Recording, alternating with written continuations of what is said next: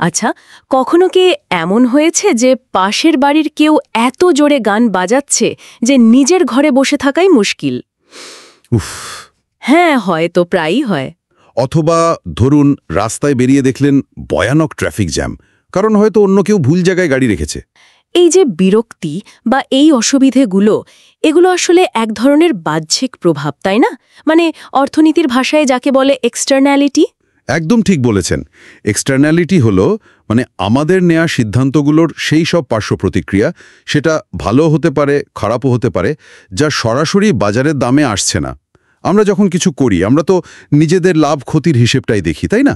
স্বাভাবিক। কিন্তু সেই কাজের প্রভাব যখন অন্যদের উপর পড়ছে, অথচ সেটার জন্য আমরা কোনো দাম দিচ্ছি না বা পাচ্ছিও না, তখনই এক্সটার্নালিটির ব্যাপারটা আসে। আর আজকের এই গভীরে এগিয়ে আলোচনায় আমরা ঠিক এই এক্সটার্নালিটি নিয়েই কথা বলবো।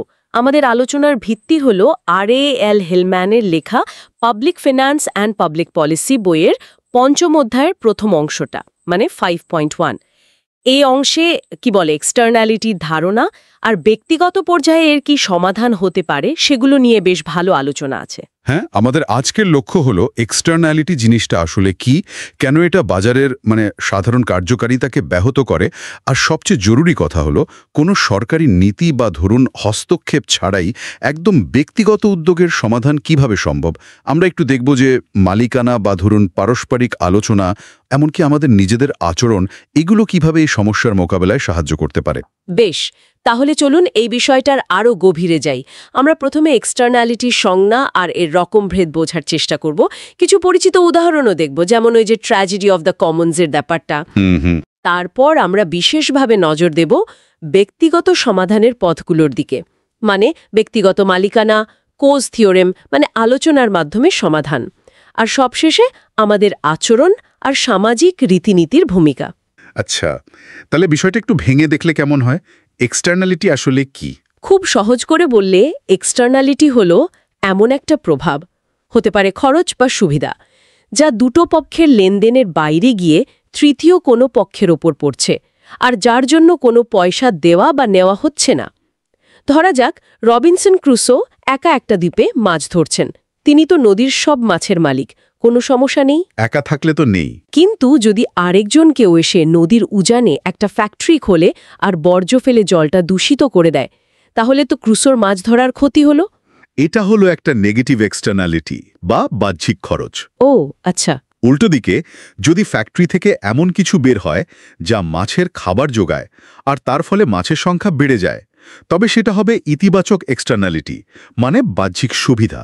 তার ফ্যাক্টরির মালিক যিনি, তিনি হয়তো ইচ্ছে করে ক্রুসোর ক্ষতি বা উপকার করছেন না, তিনি তো নিজের ব্যবসার কথাই ভাবছেন, কিন্তু তার কাজের একটা অনিচ্ছাকৃত প্রভাব অন্যের উপর গিয়ে পড়ছে। ঠিক এইখানেই আসল সমস্যাটা তৈরি হয়। যখন এই বাহ্যিক খরচ বা সুবিধাগুলো উৎপাদনকারী বা ভোক্তার ব্যক্তিগত হিসাবের বাইরে থেকে যায়, তখন বাজার কিন্তু আর সবচেয়ে ভালোভাবে সম্পদ বন্টন করতে পারে না। এর ফলেই তৈরি হয় অদক্ষতা বা ইনএফিশিয়েন্সি। অদক্ষতা? হ্যাঁ, বইয়ের ওই চিত্র 5.1-এর যে ধারণাটা, চিত্রটা না দেখেই বলছি। ধরুন একটা নেতিবাচক এক্সটার্নালিটি, যেমন দূষণ। এক্ষেত্রে বাজার প্রয়োজনের চেয়ে বেশি জিনিস তৈরি করে ফেলে, ধরা যাক কিউসি পরিমাণ, কারণ উৎপাদনকারী তো শুধু তার নিজের খরচের কথাই ভাবছে। সে তো ভাববে তার কত লাগছে। কিন্তু সমাজের মোট খরচ যদি দেখি, ব্যক্তিগত খরচ যোগ দূষণের সামাজিক খরচ, তাহলে দেখা যাবে সবচেয়ে ভালো হতো যদি উৎপাদনের পরিমাণটা কম হতো। ধরা যাক কিউই পরিমাণ। এই যে অতিরিক্ত উৎপাদনটা, কিউসি বিয়োগ কিউই, এটা সমাজের জন্য আসলে ক্ষতিকর। যদি উৎপাদন কমিয়ে কিউইতে আনা যেত, তাহলে একটা সামাজিক লাভ বা সোশ্যাল গেইন পাওয়া যেত। বাস্তব জীবনে তো এমন হাজারো উদাহরণ, তাই না? নেতিবাচক এক্সটার্নালিটির মধ্যে ধরুন কলকারখানার দূষণ, পাশের বাড়ির জোরে গান বাজানো, রাস্তার জ্যাম, এগুলো তো খুবই কমন। আরেকটা ক্লাসিক উদাহরণ হলো ওই ট্র্যাজেডি অফ দ্য কমন্স বা সদার ব্যবহার্য জিনিসের দুঃখজনক পরিণতি। হ্যাঁ, ঠিক। যেমন ধরুন একটা খোলা মাঠ, যেখানে গ্রামের সবাই গরু চড়ায়। প্রত্যেকে যদি শুধু নিজের লাভটা দেখে বেশি বেশি গরু চড়াতে শুরু করে, তাহলে কি হবে? মাঠের সব ঘাস শেষ হয়ে যাবে খুব তাড়াতাড়ি, আর শেষে কারোরই গরু চড়ানোর জায়গা থাকবে না। মানে সবার ব্যক্তিগত লাভের চেষ্টাটাই পুরো সম্পদটাকে নষ্ট করে দিল। একদম ঠিক। আবার দেখুন, ইতিবাচক এক্সটার্নালিটিও তো আছে। যেমন ধরুন, কেউ যখন শিক্ষা নেয় বা টিকা নেয়, সে তো শুধু নিজের ভালো করে না, পুরো সমাজের জন্যই সেটা উপকারী হয়। ঠিক।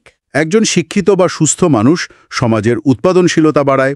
ধরুন, আপনার প্রতিবেশী সুন্দর বাগান, সেটা দেখে আপনার যে ভালো লাগে, মনে শান্তি আসে, সেটাও কিন্তু একটা ইতিবাচক এক্সটার্নালিটি। এমনকি একজন ভোক্তা থেকে আরেকজন ভোক্তার মধ্যেও এটা হতে পারে। যেমন রাস্তায় একজনের চালানো গাড়ির ধোঁয়া অন্য পথচারীর জন্য একটা নেতিবাচক এক্সটার্নালিটি তৈরি করে। তার মানে দাঁড়াচ্ছে, আমরা কলত নকলত যাই করি তার অনেক প্রভাবই অন্যদের উপর পড়ছে। কিন্তু সব প্রভাবই কি তাহলে এক্সটার্নালিটি হিসেবে ধরা হবে? মানে এর কোনো মাপকাঠি আছে? না, এখানে কিছু সূক্ষ্ম ব্যাপার আছে। সব বাহ্যিক প্রভাবকেই কিন্তু অর্থনৈতিকভাবে গুরুত্বপূর্ণ এক্সটার্নালিটি বলা যায় না।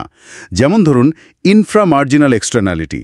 কেউ হয়তো শেক্সপিয়ারের উপর দারুণ একটা পিএইচডি থিসিস লিখলেন, এতে সাহিত্যের জ্ঞান বাড়ল, সমাজের একটু আদ্রুত উপকার হলো হয়তো, কিন্তু সেই উপকারের মাত্রাটা হয়তো এতটাই কম যে সেটা ওই ব্যক্তির পিএইচডি করার মূল সিদ্ধান্তে, মানে তার ব্যক্তিগত খরচ আর ভবিষ্যতের আয়ের সম্ভাবনা, কোনো প্রভাব ফেলে না। এখানে বাহ্যিক সুবিধা থাকলেও সেটা চূড়ান্ত সিদ্ধান্তকে প্রভাবিত করছে না। আবার কিছু জিনিস আছে যা এক্সটার্নালিটি নয়, যেমন মরুভূমিতে জলের স্বাভাবিক অভাব, বা ধরুন বাজারে কোনো জিনিসের চাহিদা বেড়ে যাওয়ায় তার দাম বেড়ে গেল। এগুলো তো বাজারের স্বাভাবিক প্রক্রিয়া বা সম্পদের সীমাবদ্ধতার ফল, কোনো নির্দিষ্ট লেনদেনের পার্শ্ব প্রতিক্রিয়া নয়। অর্থাৎ বাজারের দামের মাধ্যমে যেটা ইতিমধ্যেই ধরা পড়ছে সেটা এক্সটার্নালিটি নয়। একদম। আর এই ব্যাপারটা কিন্তু বেশ ব্যক্তিনিষ্ঠ হতে পারে, মানে সাবজেক্টিভ। ধরুন, কেউ হয়তো ভিড় সমুদ্র সৈকত পছন্দ করেন, বন্ধুদের সাথে হইচই করতে ভালোবাসেন, তার কাছে ভিড়টা ভালো। হ্যাঁ, অনেকের ভালো লাগে। আবার অন্য কেউ হয়তো একদম নিরিবিলি সৈকত খোঁজেন, তার কাছে ওই একই ভিড়টা নেতিবাচক এক্সটার্নালিটি। সুতরাং পরিস্থিতি একই হলেও এর প্রভাব ব্যক্তিভেদে পাল্টে যেতে পারে। এই এক্সটার্নালিটি সমস্যা সমাধানের পথে আরও দুটো বড় বাধা হলো, একটা হলো অনুপস্থিত বাজার বা মিসিং মার্কেটস, মানে এমন কোনো বাজার নেই যেখানে এই বাহ্যিক প্রভাবগুলো কেনাবেচা করা যায়। আর দ্বিতীয়টা হলো অপ্রতিসম তথ্য বা অ্যাসিমেট্রিক ইনফরমেশন, মানে কার কতটা ক্ষতি বা লাভ হচ্ছে সেই তথ্যটা সব পক্ষের কাছে সমানভাবে থাকে না, বা জানাটাও খুব কঠিন। বোঝা গেল, এক্সটার্নালিটি তাহলে বাজারের অদক্ষতা তৈরি করতে পারে। বেশ জটিল ব্যাপার। এখন প্রশ্ন হলো, সরকারি হস্তক্ষেপ ছাড়া এর সমাধান কি? বইয়ের পরের অংশে তো এই ব্যক্তিগত সমাধানগুলো নিয়েই কথা বলা হয়েছে। যেমন ব্যক্তিগত মালিকানা কি কোনোভাবে সাহায্য করতে পারে? ওই যে ট্র্যাজেডি অফ দ্য কমন্সের উদাহরণটায় যদি ফিরি, যেখানে সবার জন্য খোলা চারণভূমিটা নষ্ট হয়ে যাচ্ছিল। হ্যাঁ, ওই সমস্যাটা অনেকটা প্রিজনার্স ডিলেমা বা বন্দির উভয় সংকটের মতো। ওই টেবল 5.1-এর ধারণা অনুযায়ী, যদি দুজন পশুপালক থাকে আর প্রত্যেকেই শুধু নিজের লাভের কথা ভেবে বেশি পশু চড়ায়, তাহলে শেষমেশ চারণভূমিটা ব্যবহারের অযোগ্য হয়ে পড়ে আর দুজনেরই ক্ষতি হয়। যদিও তারা যদি নিজেদের মধ্যে একটা বোঝাপড়া করত বা কোনোভাবে পশু চড়ানোটা নিয়ন্ত্রণ করত, তাহলে কিন্তু দুজনেই লম্বা সময় ধরে লাভবান হতে পারত। তাহলে এখানে ব্যক্তিগত মালিকানা কিভাবে সাহায্য করতে পারে? যদি ওই চারণভূমিটার একজন নির্দিষ্ট মালিক থাকতো। যদি একজন ব্যক্তিগত মালিক থাকত, তাহলে তিনি পুরো খরচ আর সুবিধাটা নিজের বলে ধরতেন, মানে এক্সটার্নালিটিটা অভ্যন্তরীণ করে নিতেন, ইন্টারনালাইজ দ্য এক্সটার্নালিটি। তিনি বুঝতেন যে আজকে বেশি পশু চড়ালে ভবিষ্যতে তারই ক্ষতি, কারণ ঘাস কমে গেলে পরের বছর তো তিনি আর পশু চড়াতে পারবেন না। ঠিক, নিজের পায়ে কুড়ুল মারা হবে। একদম। তাই তার নিজের স্বার্থেই তিনি সম্পদটা টেকসই ব্যবহারে মন দিতেন। তিনি হয়তো নিয়ম করে দিতেন যে কটা পশু চড়ানো যাবে, বা অন্যদের চড়াতে দিলে তার বিনিময়ে টাকা নিতেন। অবাধ ব্যবহারে, কমন অ্যাক্সেসে এটা হয় না, কারণ প্রত্যেকে ভাবে আমি যদি কম চড়াই অন্য কেউ তো বেশি চড়াবেই, তাহলে শুধু আমারই লস হবে। ওই যে হাইওয়ের যানজটের উদাহরণটাও কি একই যুক্তিতে পড়ে? মানে যদি কোনো রাস্তা ব্যক্তিগত মালিকানায় থাকতো, তাহলে মালিক হয়তো টোল বসিয়ে ভিড় নিয়ন্ত্রণ করত, যাতে যানজট কম থাকে। হ্যাঁ, তত্ত্বগতভাবে হ্যাঁ। ব্যক্তিগত মালিকানা সম্পদ সংরক্ষণে একটা উৎসাহ বা প্রণোদনা যোগায়, যেখানে অবাধ ব্যবহার প্রায়শই সম্পদটাকে শেষ করে ফেলার দিকে ঠেলে দেয়। আরেকটা মজার উদাহরণ তো ছিল মৌমাছি আর আপেল বাগানের। এটা তো পারস্পরিক সুবিধার একটা ব্যাপার, তাই না? রেসিপ্রোকাল বেনিফিশিয়াল এক্সটার্নালিটি যাকে বলে। ফেক মৌমাছি পালনকারীর লাভবান হন, কারণ মৌমাছিরা আপেল বাগান থেকে মধু আনে, আর বাগান মালিক লাভবান হন কারণ মৌমাছিরা পরাগায়নে সাহায্য করে, ফলে আপেলের ফলন বাড়ে। কিন্তু এখানেও সমস্যা হতে পারে যদি মালিক দুজন আলাদা হন। কি রকম? মৌমাছি পালনকারী হয়তো শুধু মধুর কথা ভেবে মৌমাছির সংখ্যা ঠিক করবেন। পরাগায়নের ফলে বাগান মালিকের যে অতিরিক্ত লাভ হচ্ছে সেটা তো তার হিসাবে আসবে না। ও আচ্ছা। একইভাবে বাগান মালিক হয়তো শুধু অ্যাপেলের ফলনের কথা ভেবে গাছের সংখ্যা বা পরিচর্যা করবেন। মৌমাছির মধুর জন্য যে সুবিধা হচ্ছে সেটা তার ভাবনায় সেভাবে থাকবে না। ফলে দুজনের কেউই হয়তো সামাজিকভাবে সবচেয়ে ভালো যে স্তরটা, যেখানে মোট সুবিধা সবচেয়ে বেশি, সেখানে উৎপাদন করবেন না। মৌমাছির সংখ্যা বা অ্যাপেল গাছের সংখ্যা দুটোই হয়তো প্রয়োজনের চেয়ে কম থাকবে। কিন্তু যদি বাগান আর মৌমাছির চাক একই মালিকের হতো, অথবা তাদের মধ্যে একটা ভালো চুক্তি থাকতো, সেক্ষেত্রে মালিক বা চুক্তিবদ্ধ পক্ষ দুটো সুবিধা একসাথেই বিবেচনা করত। তখন তিনি এমনভাবে মৌমাছি পালন আর আপেল চাষ করতেন যাতে দুটো মিলিয়ে মোট লাভ সবচেয়ে বেশি হয়। যেমন ওই চিত্র 5.3-এর ধারণা অনুযায়ী যৌথ মালিকানায় মৌমাছির সংখ্যা বাড়িয়ে Q2-তে নিয়ে যাওয়া লাভজনক হতে পারে। এটাকে অনেক সময় ব্যবসায়িক ভাষায় সিনার্জি বলে, যখন দুটো জিনিস একসাথে করলে আলাদাভাবে করার চেয়ে বেশি সুবিধা পাওয়া যায়। সিনার্জি।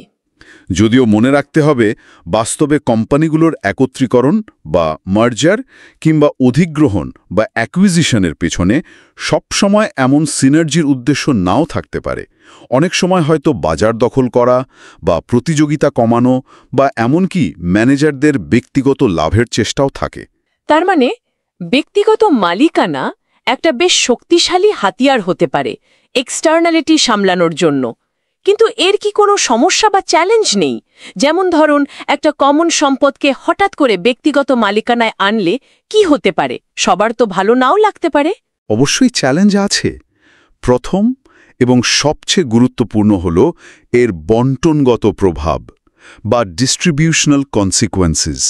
যখন একটা সবার ব্যবহার্য সম্পদ মানে কমন প্রপার্টি ব্যক্তিগত সম্পত্তিতে বদলে যায়, তখন প্রশ্ন ওঠে, কে পাবে এই মালিকানা? যদি আগের যারা ব্যবহার করত তাদের মধ্যে সমানভাবে ভাগ করে দেওয়া হয়, তাহলে হয়তো সবাই লাভবান হতে পারে। কিন্তু যদি মালিকানা নিলাম বা অন্য কোনো প্রতিযোগিতার মাধ্যমে দেওয়া হয়, তাহলে তো যারা পাবে না তাদের অসুবিধা হবে। হ্যাঁ, তারা আগের চেয়ে খারাপ অবস্থায় পড়তে পারে। যেমন আগে হয়তো তারা বিনে পয়সায় মাছ ধরতে পারত বা পশু চড়াতে পারত, এখন হয়তো সেই অধিকার ব্যবহারের জন্য নতুন মালিককে টাকা দিতে হবে। আর এই অধিকার দেওয়ার প্রক্রিয়াটা নিয়েও তো গণ্ডগোল হতে পারে। হ্যাঁ, একটা বড় ঝুঁকি হলো রেন্ট সিকিং বা মুনাফা খোঁজার আচরণ।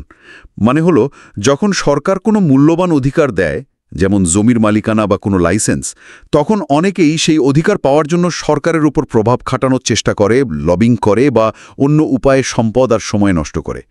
যদি এই অধিকার পাওয়ার প্রতিযোগিতায় যে পরিমাণ সম্পদ নষ্ট হয় সেটা অধিকার থেকে পাওয়া লাভের চেয়ে বেশি হয়ে যায়, ওই সমীকরণ 5.4-এর মূল ধারণা এটাই। তাহলে ব্যক্তিগতকরণ সামাজিকভাবে লাভজনক নাও হতে পারে। এই প্রতিযোগিতার খরচটা তো সমাজের জন্য অপচয়। ঐতিহাসিক উদাহরণও তো আছে এর, তাই না? যেমন নতুন বিশ্বে ইউরোপীয় কলোনি স্থাপনকারীরা এসে আদিবাসীদের ভূমির অধিকারকে পাত্তা না দিয়েই ব্যক্তিগত মালিকানা প্রতিষ্ঠা করেছিল। ঠিক। সুতরাং ব্যক্তিগত মালিকানা এক্সটার্নালিটি সমাধানে একটা গুরুত্বপূর্ণ উপায় হলেও কিভাবে সেই মালিকানা ঠিক করা হচ্ছে এবং তার ফলে সমাজে সম্পদের ভাগবাটোয়ারা কিভাবে বদলে যাচ্ছে সেদিকে কিন্তু নজর রাখা খুব জরুরি। বেশ, মালিকানা নির্ধারণ একটা পথ হলো, কিন্তু সব এক্সটার্নালিটির ক্ষেত্রে কি মালিকানা এত সহজে ঠিক করা সম্ভব? যেমন ধরুন ধোঁয়ার সমস্যা বা শব্দের সমস্যা, এই সব ক্ষেত্রে সেক্ষেত্রে কি অন্য কোনো ব্যক্তিগত উপায় আছে? ধরা যাক, আমরা যদি নিজেরা কথা বলে আলোচনা বা দর কষাকষি করে সমস্যার সমাধান করি। এখানেই বোধহয় নোবেলজয়ী অর্থনীতিবিদ রোনাল্ড কোজের বিখ্যাত তত্ত্বটা আসে। হ্যাঁ, এটাই কোজ থিওরেম বা কোজ থিওরি নামে পরিচিত। এর মূল কথাটা কিন্তু বেশ ইন্টারেস্টিং। কোজ দেখালেন যে যদি দুটো শর্ত পূরণ হয়, এক, সম্পত্তির অধিকার বা প্রপার্টি রাইটস স্পষ্টভাবে ঠিক করা থাকে, মানে কে কি করতে পারবে বা পারবে না সেটা পরিষ্কার, আর দুই, পক্ষগুলোর মধ্যে দর কষাকষি বা আলোচনা করার খরচ মানে ট্রানজ্যাকশনস কস্টস খুব কম বা শূন্য হয়, তাহলে ক্ষতিগ্রস্ত আর লাভবান পক্ষ নিজেরাই কথা বলে এক্সটার্নালিটির একটা দক্ষ বা এফিশিয়েন্ট সমাধানে পৌঁছেতে পারে, এবং এই সমাধানটা প্রাথমিকভাবে অধিকারটা কার হাতে ছিল তার উপর নির্ভর করবে না। একটা উদাহরণ দিয়ে বোঝালে মনে হয় সহজ হবে। বইয়ের ওই ক্লাসিক উদাহরণটা ধূমপায়ী আর অধূমপায়ীর। ধরুন, এক ঘরে একজন ধূমপান করতে চান আর একজন ধোঁয়া একদম সহ্য করতে পারেন না। চিত্র 5.4-এর ধারণা অনুযায়ী ধূমপায়ীর প্রতিটা অতিরিক্ত সিগারেট থেকে প্রান্তিক সুবিধে মার্জিনাল বেনিফিট MB কমতে থাকে, আর অধূমপায়ীর উপর এর প্রান্তিক অসুবিধে বা খরচ মার্জিনাল কস্ট MCN বাড়তে থাকে। আচ্ছা, এখন দুটো পরিস্থিতি ভাবুন। প্রথমত, ধরা যাক আইন অনুযায়ী ধূমপায়ীর ওই ঘরে ধূমপান করার অধিকার আছে। তিনি হয়তো নিজের সুবিধা অনুযায়ী বেশ কয়েকটা সিগারেট টানবেন, ধরা যাক QM পরিমাণ, কিন্তু শেষের দিকের সিগারেটগুলো থেকে তার প্রাপ্ত সুবিধা হয়তো খুবই কম, অথচ অধূমপায়ীর অসুবিধা বেশ অনেকটা।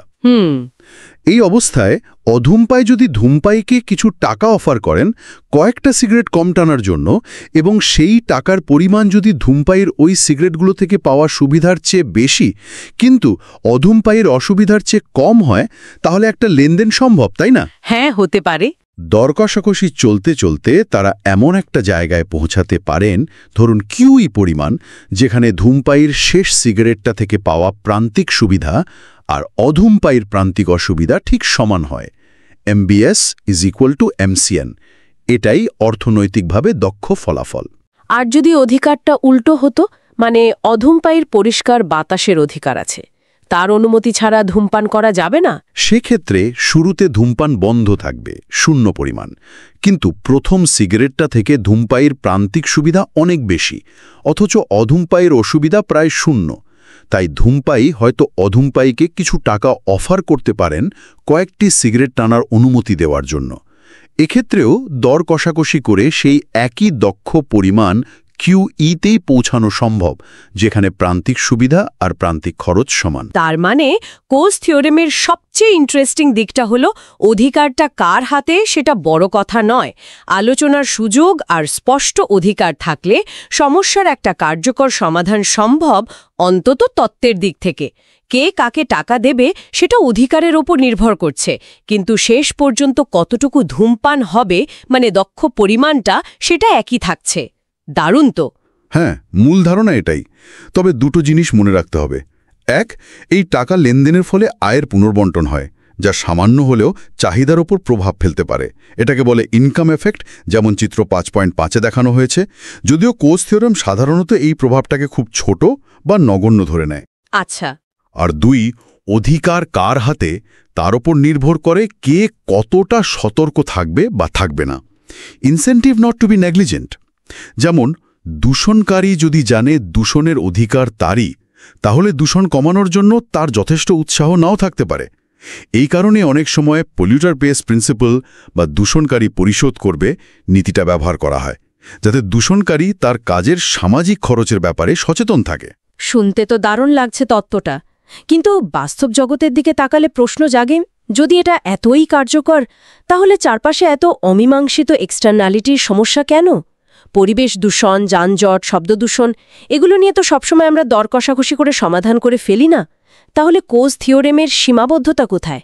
মানে বাস্তবে কেন কাজ করে না সবসময়? খুবই গুরুত্বপূর্ণ প্রশ্ন।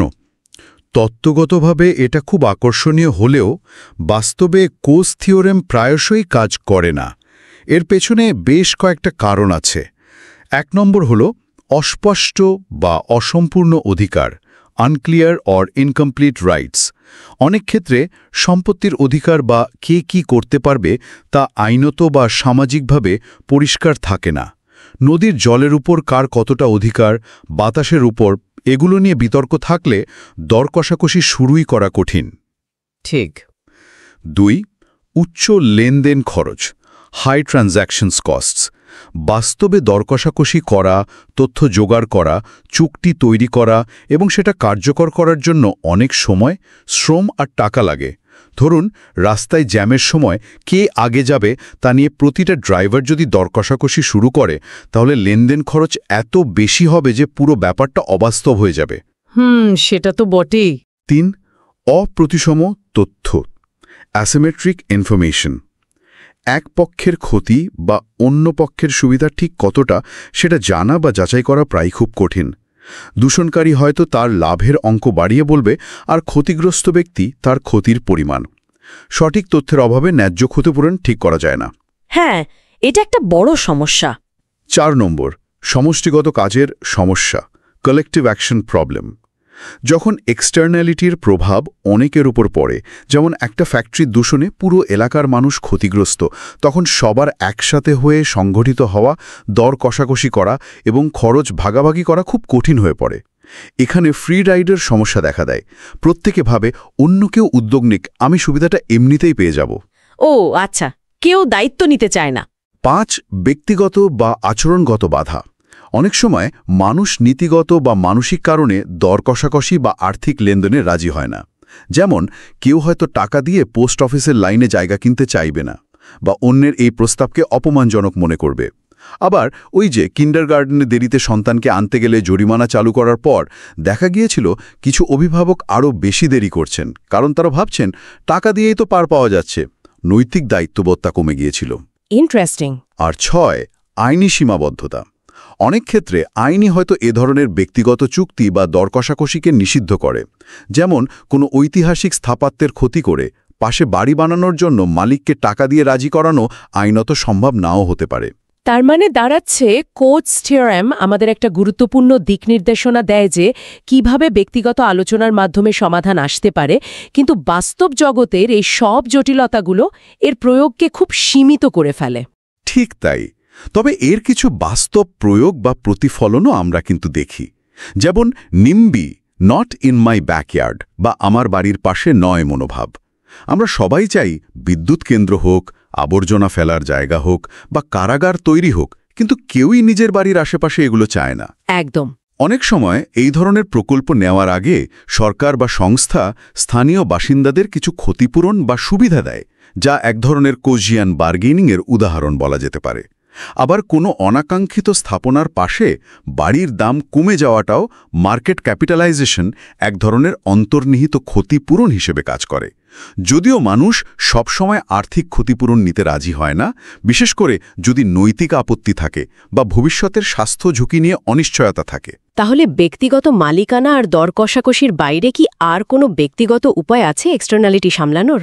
মানে আমাদের সাধারণ বিবেচনাবোধ বা সামাজিক রীতিনীতি, এগুলো কি এখানে কোনো ভূমিকা রাখে? অবশ্যই রাখে। বইয়ের শেষ অংশে এই দিকটাই তুলে ধরা হয়েছে। অনেক এক্সটার্নালিটি আমরা কোনো বাজার বা আনুষ্ঠানিক চুক্তি ছাড়াই নিয়ন্ত্রণ করি, শুধুমাত্র অন্যের প্রতি একটু বিবেচনা দেখিয়ে, কনসিডারেশন ফর আদার্স। যেমন আমরা সাধারণত গভীর রাতে জোরে গান চালাই না, কারণ জানি এতে প্রতিবেশীর ঘুমের অসুবিধা হতে পারে। হ্যাঁ, এটা তো ঠিক। কেউ কেউ হয়তো পরিবেশের কথা ভেবে একটু বেশি দাম দিয়েও পরিবেশ বান্ধব জিনিস কেনেন। এর পেছনে হয়তো আত্মসম্মান, সেলফ এস্টিম বা সমাজে ভালো হিসেবে পরিচিতি পাওয়ার ইচ্ছা, সোশ্যাল অ্যাপ্রুভাল কাজ করে। নিজের বাড়ি বা বাগান পরিষ্কার রাখা, লাইনে দাঁড়ানো, অপরিচিতদের সাথে ভদ্র ব্যবহার করা, এগুলো সবই কিন্তু ছোট ছোট ইতিবাচক এক্সটার্নালিটি তৈরি করে। তার মানে আমাদের ব্যক্তিগত মূল্যবোধ আর সামাজিক আচরণও এক্সটার্নালিটি কমাতে বা বাড়াতে পারে। বাহ! একদম। আর এখানে সামাজিক রীতিনীতির একটা বিরাট ভূমিকা আছে। এগুলো হলো সমাজের অলিখিত নিয়মকানুন, যা আমরা মেনে চলি কারণ সমাজের বেশিরভাগ লোক মানে, এবং না মানলে আমরা হয়তো একঘরে হয়ে যাব বা লোকে সমালোচনা করবে, এই ভয়টা থাকে। যেমন ধরুন লাইনে অপেক্ষা করা, যেখানে সেখানে থুতু বা ময়লা না ফেলা, পাবলিক প্লেসে শালীনতা বজায় রাখা। এই নিয়মগুলো অনেক নেতিবাচক এক্সটার্নালিটি তৈরি হওয়া থেকে আমাদের বাঁচায়। কিন্তু এই সামাজিক নিয়মগুলো কি সবসময় সমানভাবে কাজ করে? সবাই কি না, এখানে অনেক সময় থ্রেশহোল্ড প্রভাব দেখা যায়। যেমন একটা ঝকঝকে পরিষ্কার রাস্তায় কেউ সহজে ময়লা ফেলে না, কিন্তু রাস্তাটা যদি ইতিমধ্যেই বেশ নোংরা থাকে তখন অনেকের মনে হতে পারে, আরে সবাই তো ফেলছে, আমি একটু ফেললে আর কি এমন ক্ষতি হবে। তখন নিয়ম ভাঙার প্রবণতা বেড়ে যায়, খারাপ আচরণটা যেন সংক্রামক হয়ে ওঠে। ঠিক। আবার কেউ যখন নিয়ম ভাঙে তখন তাকে বাধা দেওয়ার ক্ষেত্রে ভলেন্টিয়ার্স ডিলেমা দেখা দিতে পারে। মানে কে প্রথম এগিয়ে এসে প্রতিবাদ করবে বা ঝুঁকিটা নেবে? সবাই হয়তো ভাবে অন্য কেউ বলুক। সামাজিক রীতিনীতি শক্তি নির্ভর করে কতজন মানুষ তা মানছে এবং নিয়ম ভাঙলে সমাজ কতটা সেটাকে খারাপ চোখে দেখছে তার উপর। বইতে অপরাধ বা ক্রাইমকেও এক ধরনের চরম নেতিবাচক এক্সটার্নালিটি হিসেবে দেখা হয়েছে, তাই না? আর এর সাথে সম্পর্কিত আত্মরক্ষা বা অস্ত্র নিয়ন্ত্রণের বিতর্ককে পরস্পর বিরোধী যুক্তির উদাহরণ হিসেবেও দেখানো হয়েছে। হ্যাঁ, অপরাধ সমাজের উপর বিরাট একটা বাহ্যিক খরচ ছাপায়। অস্ত্র নিয়ন্ত্রণের বিতর্কে একদিকে থাকে আদর্শিক বা নৈতিক যুক্তি, নর্মেটিভ আর্গুমেন্ট, যেমন অস্ত্র জিনিসটাই খারাপ, তাই ব্যক্তিগত মালিকানা বন্ধ করা উচিত। অন্যদিকে থাকে বাস্তববাদী বা ইতিবাচক যুক্তি, পজিটিভ আর্গুমেন্ট, যেমন যেহেতু অপরাধীরা সবসময় কোনো না কোনোভাবে অস্ত্র জোগাড় করবেই, তাই আত্মরক্ষার জন্য জানমান্য নাগরিকদের অস্ত্র রাখার অধিকার থাকা উচিত। এই ধরনের বিতর্কগুলো প্রায়শই আদর্শ বনাম বাস্তবতার একটা জটিল টানাপোড়েন তুলে ধরে। এছাড়া এক অঞ্চলের আইন অন্য অঞ্চলের ওপর বাহ্যিক প্রভাব ফেলতে পারে, লোকেশনাল এক্সটার্নালিটিজ। যেমন এক জায়গায় বন্দুক কেনা সহজ হলে অপরাধীরা সেখান থেকে কিনে পাশের জায়গায় অপরাধ করতে পারে, যেখানে আইন হয়তো বেশি কড়া। আচ্ছা, অপহরণের পর মুক্তিপণ দেওয়া বা কোনো অপরাধ দেখেও পুলিশকে না জানানোর মতো আচরণগুলো তো নেতিবাচক এক্সটার্নালিটি তৈরি করে, তাই না? কারণ এগুলো হয়তো পরোক্ষভাবে ভবিষ্যতের অপরাধকে উৎসাহ দেয়। ঠিক, এগুলো সবই উদাহরণ যেখানে ব্যক্তিগত সিদ্ধান্তের সামাজিক প্রভাব পড়ছে, যা হয়তো সিদ্ধান্ত নেওয়ার সময় ব্যক্তি নিজে পুরোপুরি হিসাবে ধরছে না। সত্যি দারুণ একটা আলোচনা হলো আজ। তাহলে যদি আমরা পুরো বিষয়টার একটা সারসংক্ষেপ করি, এক্সটার্নালিটি বা বাহ্যিক প্রভাব হলো বাজারের লেনদেনের বাইরের অনিচ্ছাকৃত ফল। ভালো বা খারাপ দুটাই হতে পারে, যা অদক্ষতা তৈরি করতে পারে। সরকারি হস্তক্ষেপ ছাড়াও ব্যক্তিগত পর্যায়ে এর মোকাবেলার কয়েকটি প্রধান উপায় আমরা দেখলাম। সম্পত্তির অধিকার স্পষ্টভাবে ঠিক করা, সম্ভব হলে আলোচনার মাধ্যমে সমাধান খোঁজা, কোস্ট থিওরেম, এবং আমাদের ব্যক্তিগত বিবেচনা ও সামাজিক রীতিনীতির ওপর নির্ভর করা। তবে এটাও পরিষ্কার হলো যে লেনদেন খরচ, তথ্যের অভাব, অনেকের একসাথে কাজ করার অসুবিধা বা আচরণগত সীমাবদ্ধতার কারণে এই ব্যক্তিগত সমাধানগুলো সবসময় পুরোপুরি সফল নাও হতে পারে। একদম ঠিক। মূল কথাটা হলো ব্যক্তিগত যে প্রণোদনা, মানে লাভ বা সুবিধা, আর আমাদের কাজের যে সামাজিক প্রভাব, খরচ বা সুবিধা, এই দুটোর মধ্যে প্রায়শই একটা ফারাক থেকে যায়। এক্সটার্নালিটির সমস্যাটা মূলত এই ফারাক থেকেই তৈরি হয়। আর ব্যক্তিগত মালিকানা, আলোচনা বা সামাজিক রীতিনীতি, এগুলো সবই এই ফারাকটা কমানোর বিভিন্ন বেসরকারি চেষ্টা আর কি। কোন পরিস্থিতিতে কোনটা বেশি কাজ করবে তা নির্ভর করে নির্দিষ্ট সমস্যাটা কি, কারা জড়িত, আর সেখানকার নিয়মকানুন কেমন তার উপর। আজকের আলোচনা শেষ করার আগে শ্রোতাদের জন্য একটা প্রশ্ন রেখে যাই। যেহেতু আমরা দেখলাম ব্যক্তিগত সমাধানের পথে বেশ কিছু বাস্তব চ্যালেঞ্জ আছে, যেমন ওই লেনদেন খরচ, ফ্রি রাইডের সমস্যা, আচরণগত সীমাবদ্ধতা, তাহলে ঠিক কখন বা কোন পরিস্থিতিতে এই সমস্যাগুলো মোকাবেলার জন্য সরকারি নীতি বা হস্তক্ষেপের প্রয়োজনীয়তা অপরিহার্য হয়ে ওঠে? অন্যভাবে বললে, একে অপরের ওপর আমাদের কাজের প্রভাবগুলো সামলানোর ক্ষেত্রে আমরা ব্যক্তিগত বিবেচনা বা সামাজিক রীতিনীতির উপর কতটা ভরসা করতে পারি, আর কখন আমাদের আনুষ্ঠানিক সম্পত্তি অধিকার, চুক্তি বা সরকারি নিয়ন্ত্রণের দিকে যেতেই হবে? এই প্রশ্নগুলোর উত্তর হয়তো আমরা খুঁজব ভবিষ্যতের অন্য কোনো আলোচনায়।